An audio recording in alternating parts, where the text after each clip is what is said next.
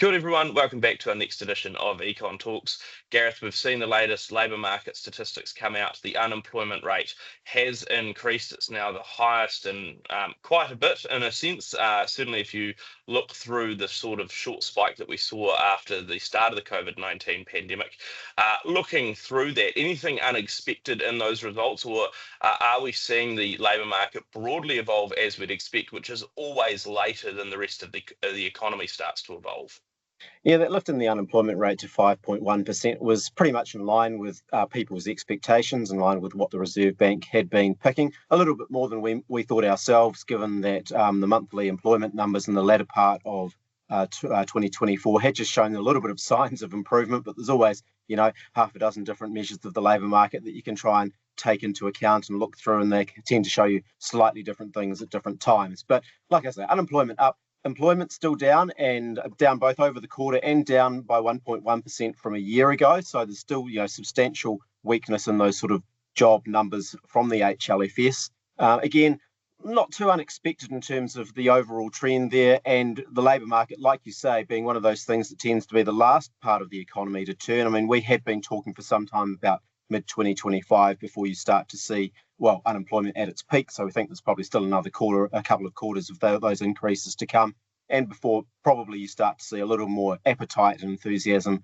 from businesses to get out there hiring. So, all in all, I think largely as expected, although there might have been some differences in the underlying, well, not the underlying numbers, the numbers underneath those headline ones in terms of what's going on by industry. Yeah, that's right. And I mean, I think it was interesting as well. You look through sort of all of that data, and yes, the unemployment rate increased.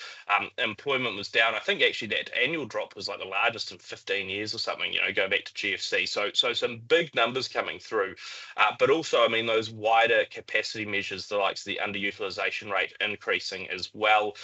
And it was interesting if you sort of try and break down some of those employment shifts. There was around about a 33,000 person or jobs lost over the last year, and looking through that, there was quite a lot of variety coming through by the likes of a lot of it being predominantly focused on men in the workforce, and that was a little bit because of some of the industry results, falls across the likes of manufacturing and across sort of parts of the sort of more consumption-based areas, your retail trade, your accommodation and food services and similar. Also, information technology and media, just not as much investment, not as much advertising, all sort of contributing there.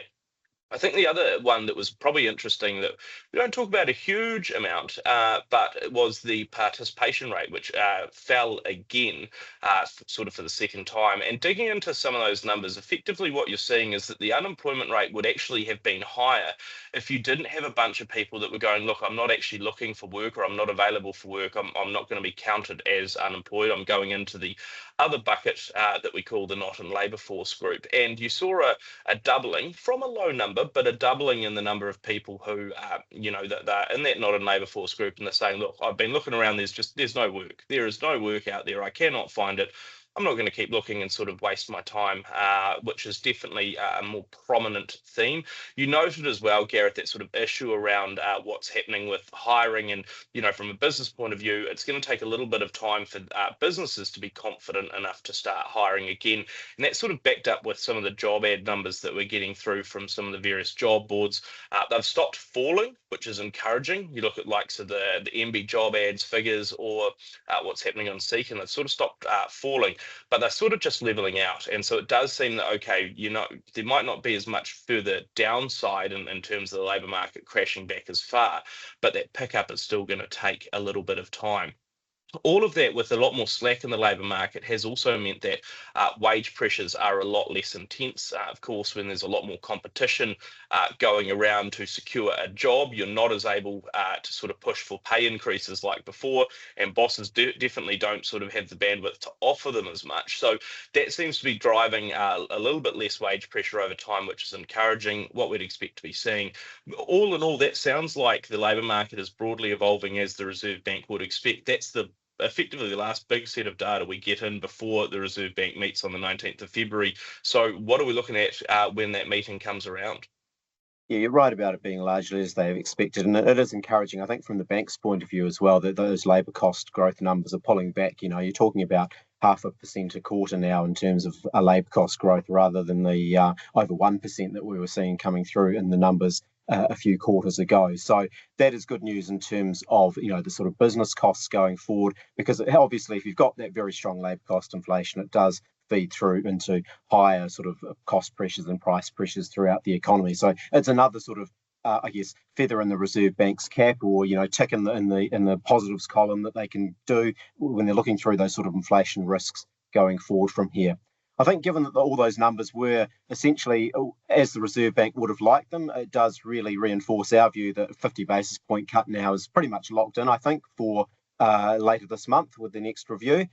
Looking forward beyond that, our view would still be further rate cuts coming through over the next couple of months as well, with further reviews, but still, looking at some of those sort of tradable price pressures, the exchange rate and where that's sitting, that sort of stuff, and just a little bit of caution around that longer term view in terms of future cuts. But very much now, I think that 50-point cut would be, I think everybody will be landing around that at the moment, and be a surprise if the Reserve Bank went by less or more than they've signalled previously. Definitely, and I think you're right about that sort of future path as well, sort of expectations for further cuts, but still a bit of caution over sort of, how many the Reserve Bank still wants to have in it, given some of those other pressures that are still sort of just on the back burner, but they're still around and they're still causing a little bit of worry. And I think certainly as well for businesses, they're starting to see the early signs of those interest rate cuts starting to come through. There's a bit more spending activity that's going on. Compared to sort of the pit point, the lowest point in spending, but it's certainly not sort of going gangbusters yet. And a lot of businesses will want to see a few good months of sales before they start to recommit to hiring. So again, that feeling that you might start to see some areas of the economy showing through better sooner, but others like the labour market always taking a bit long to turn around. We'll assess how all of that goes, including the Reserve Bank's reaction on the 19th of February, but also what happens to the labour market and when those job growth figures start to eventually pick up on one of our future editions of Econ Talks.